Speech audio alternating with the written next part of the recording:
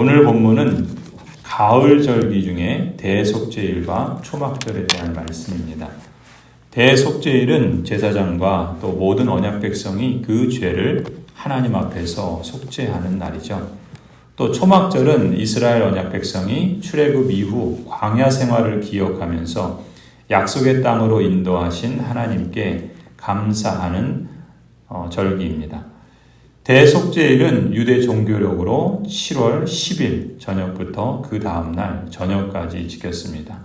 그래서 유대인들에게 올해 2022년 대속죄일은 10월 4일입니다. 하루 동안 모든 하나님의 언약 백성들은 거룩한 모임을 열고 고행하면서 속죄의 제사를 하나님 앞에 드렸습니다. 27절을 보면은 일곱째 달 열흘날은 속죄일이다. 너희는 이날에 거룩한 모임을 열고 고행하며 주에게 살라 바치는 제물을 바쳐야 한다. 그렇죠? 29절도 보면 이날에 고행하지 않는 사람은 누구든지 자기 백성에게서 끊어지게 하여야 한다.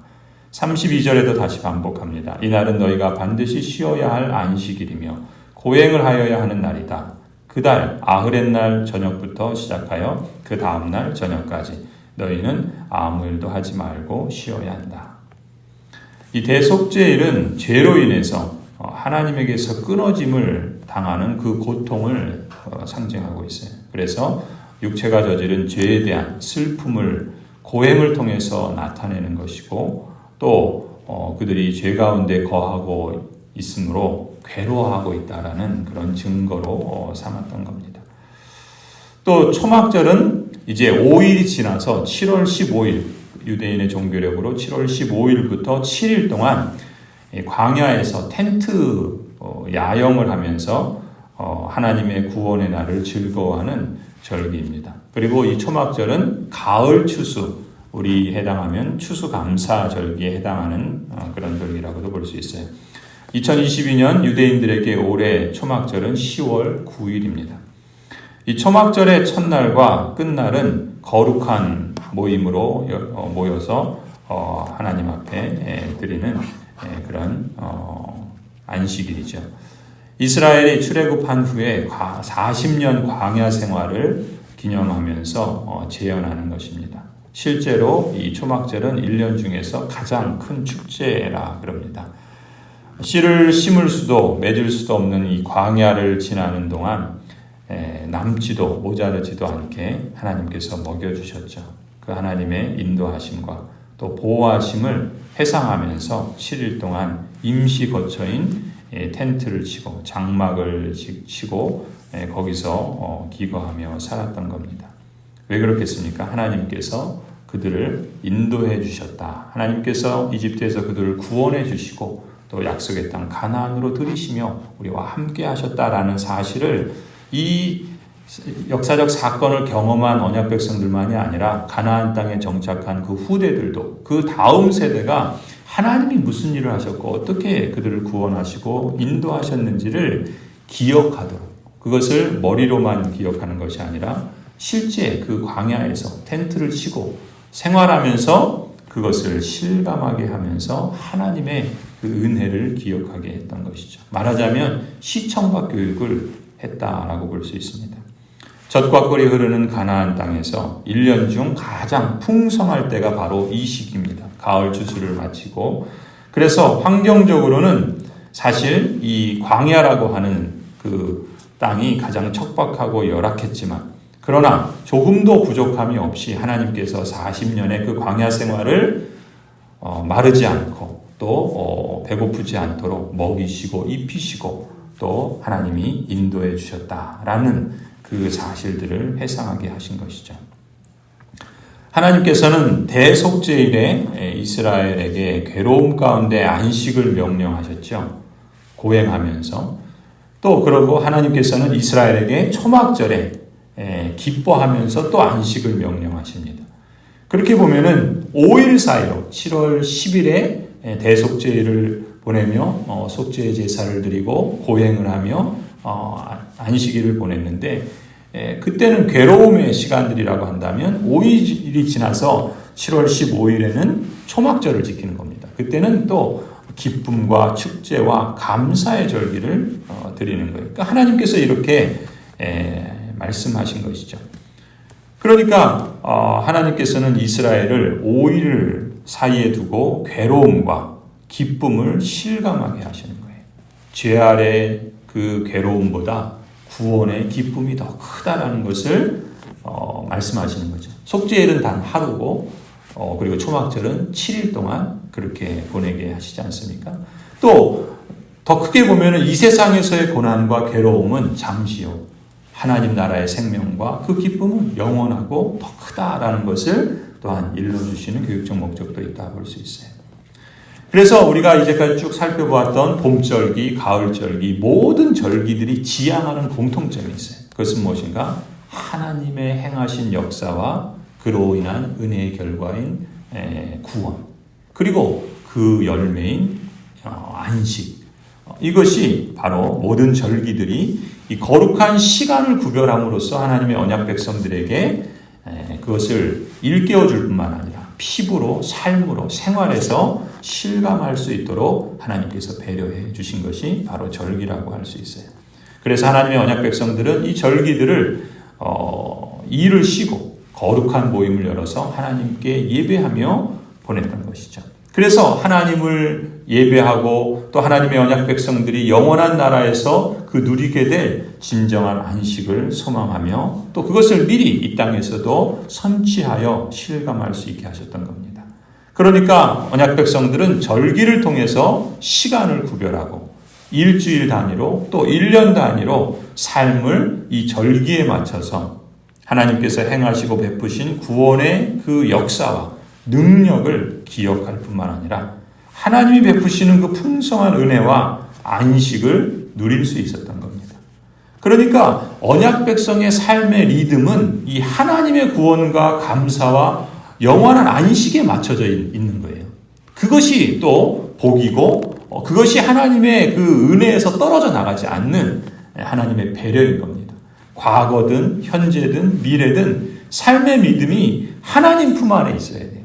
하나님과 연결되어 있어야 되고 하나님의 다스림과 인도하심 가운데 살면서 영원한 생명의 나라를 계속해서 공급받고 참된 안식의 나라를 끊임없이 지속적으로 바라보고 소망하는 것이죠. 오늘 우리의 삶도 마찬가지입니다. 우리도 하나님의 언약 백성으로서 우리 역시 매일매일 예배로 하나님 앞에 삶을 시작하는 것은 우리의 삶의 리듬을 하나님께 맞추는 거예요. 또 하나님의 말씀을 그런 점에서 묵상하고 또 그 말씀을 삶의 자리에서 이 예배당에서 뿐만 아니라 하루의 삶을 시작하는 그 삶의 자리에서 가까이 하는 것은 내 삶의 리듬을 하나님 앞에 조율하는 거예요. 우리가 라디오를 틀어도 TV 채널을 틀어도 그 채널이 맞아야지 소리가 들리잖아요. 그러니까 우리의 삶의 리듬을 하나님 앞에 끊임없이 맞추며 그 삶을 시작하고 마무리하고 또 새로운 삶을 시작하는 것은 참 그것이 하나님의 언약 백성의 복이고 은혜입니다. 그것이 부담이 아닌 거예요. 그게 짐이 아닌 거예요. 그걸 부담으로 여기고 짐으로 여기면 하나님의 생명의 맛을 모르는 거죠. 이 세상의 그 삶의 리듬에 맞춰서 정신없이 살아가고 무엇을 위해서 사는지 왜 사는지 모르고 그냥 이 땅에서 그렇게 의미 없는 고된 그런 삶을 살아가는 것 아니겠습니까? 하나님은 우리를 그렇게 만드시지 않으셨고 또 하나님께서는 오히려 그렇지 않다라는 것을 이 절기를 통해서 또 우리의 삶의 리듬을 하나님과 맞추게 하심으로써 그 복을 누리게 하시는 거예요. 매일이 그런 것처럼 매 주일이 그렇죠. 우리가 주일날 쉬며 하나님을 예배하고 하나님의 언약 백성들이 함께 모여서 교제하고 또 하나님이 기뻐하시는 일들을 행하는 이러한 섬김의 삶들을 사는 것은 무엇입니까? 우리의 삶의 리듬을 하나님 앞에 맞추는 거예요. 또 매 주일 예배를 통해서 우리는 왜 주일날을 모입니까? 예수 그리스도의 부활의 날을 기억하는 것이죠. 그리고 또 그 부활의 날을 우리가 함께 기뻐하듯이 앞으로 예수 그리스도의 재림의 때에 몸으로 부활할 날을 우리가 소망하면서 그 영원한 나라를 우리가 함께 바라보고 또 교제하며 함께 그 길을 걸어가는 것이죠. 또 교회력을 따라서 우리가 사순절, 고난주간, 부활절, 성령강림절, 맥주절, 추수감사절, 종교개혁주일, 성탄절과 같은 절기를 정해서 일련의 삶을 하나님의 구원의 역사와 다스림에 맞추어서 살아가고 있는 것이죠. 이전에 종노릇하면서 죄를 지을 수밖에 없는 상태에서 이제는 죄를 짓지 않을 수 있을 뿐만 아니라 하나님이 기뻐하시는 선을 행할 수 있도록 구원하신 하나님의 은혜와 역사하시는 능력을 되새기는 겁니다. 매일마다 힘겨운 수고의 땀을 흘릴 때에도 현재의 삶에 함께 하시고 인도하시는 임마누엘의 하나님을 의지하고 감사하는 거죠. 우리는 매일의 그 예배를 통해서, 매일의 말씀 묵상을 통해서, 매일의 삶을 시작하며 기도로 하나님께 의지할 때마다 하나님께서 지금 내 이 오늘의 삶에 함께 하신다. 나의 삶을 인도해 주신다. 그 임마누엘의 하나님을 의지하는 겁니다. 그리고 하나님께 간구하는 것이죠. 오늘도 나를 다스려 주시고 내 삶을, 우리의 일터를, 우리의 가정을 지키시고 주관하여 주시고 하나님의 나라의 그 삶에 걸맞도록 이끌어 주시옵소서. 또 이 수고가 머지않아 그리고 미래에 맞게 될 영원한 안식을 이 수고가 머지않아 그치게 되고 미래에 맞게 될 영원한 안식을 소망하는 것입니다. 이처럼 하나님의 언약 백성은 과거에 이미 행하신 하나님의 구원의 역사와 전능하신 하나님이죠. 엘샤다이. 그 전능하신 하나님의 은혜를 기억하고 또 오늘에 있어서는 그리스도 안에 연합되어 있는 참된 신자와 함께 하셔서 그 섭리의 능력 가운데 우리를 다스려 주시기 위해서 임마누엘의 하나님으로 역사하시는 그 하나님을 신뢰하고 의지하며 감사로 하나님을 예배하고 또 감사의 응답으로 하나님의 뜻을 따라서 마음을 다해 순종하면서 살아가는 것이죠.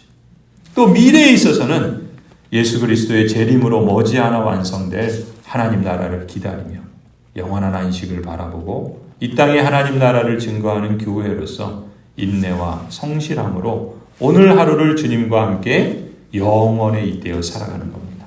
코람되어 하나님 앞에서 신앙생활 열심히 하고 또 생활신앙을 또 성실히 하면서 성령의 위로와 교제와 안식과 기쁨을 누려가는 것이죠. 하나님께서 우리에게 이렇게 역사하시는 것입니다. 성도 여러분, 오늘 하루하루의 삶을 살아가면서 매일 반복되는 어찌 보면 힘겨운 삶이죠. 또 어찌 보면 단조로운 삶입니다. 의미와 보람을 찾기 쉽지 않은 이 세상의 거친 삶입니다. 그 속에서 자칫 우리의 삶의 리듬을 잃어버리기 쉽습니다. 내 삶의 무게에 집중하면 집중할수록 내 삶의 의미와 가치와 진정한 보람과 기쁨을 찾기 어려워지는 거예요. 이집트에서 나와서 홍해를 건너서 약속의 땅으로 향해 나아가는 이스라엘 언약 백성도 자주자주 그랬지 않았을까 추측해 봅니다.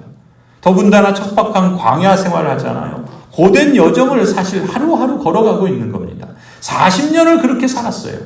그러니 때로는 얼마나 힘겹게만 느껴졌겠습니까? 왜 내가 이렇게 살아야 되는가? 이게 무슨 의미가 있는가? 그냥 먹고 사는데 급급해서 무슨 목적으로 하나님이 왜 부르셨고 무엇을 위해서 살아가야 되는지 놓치니까 이스라엘 언약 백성들이 그 광야 생활에 원망하잖아요. 먹을 게 없다. 지도자들을 원망하잖아요. 왜 이렇게 우리를 끌고 왔냐. 목적을 잃어버리고 하나님의 역사하심을 잃어버리고 하나님의 부르심과 그 목적을 잃어버린 백성은 원망과 불평과 그로 인한 하나님의 징계와 책망밖에 경험할 것이 없었던 것을 우리는 이 광야 생활을 통해서 기억할 것입니다. 하지만 하나님께서 어떻게 하셨습니까? 매일마다 만나와 메추라기를 먹여주시잖아요. 우리가 매일매일 살고 생활하는 것이 우리의 힘인 것 같습니까? 하나님의 은혜 아닙니까? 반석에서 나는 생수를 주시잖아요. 우리가 하나님의 말씀을 듣고 그 말씀을 묵상하며 살 수 있는 것이 그냥 저절로 되는 것 같습니까? 하나님의 은혜의 손길을 통해서 우리에게 주시는 거잖아요. 밤에는 불기둥으로, 낮에는 기름구둥으로 하나님께서 하나님의 언약 백성들을 늘 함께 하셔서 인도하시잖아요. 우리의 삶의 걸음을 이어가시는데 하나님께서는 말씀으로 성령으로 우리와 함께 하셔서 이끌어 가시는 것 아닙니까?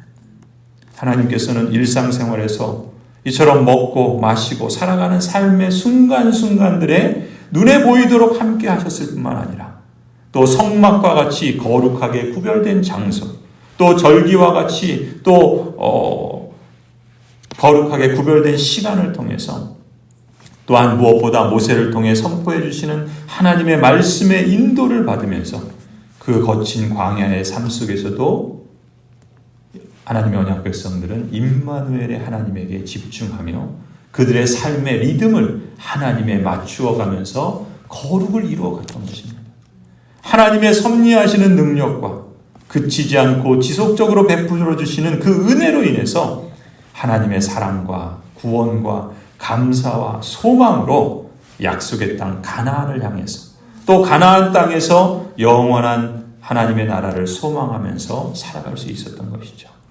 성도 여러분, 오늘 우리 또한 동일하신 하나님, 언약의 신실하신 하나님의 날개 아래에서 그 복된 여정을 걸어가고 있다라는 사실을 믿음의 눈으로 볼 수 있기를 바랍니다.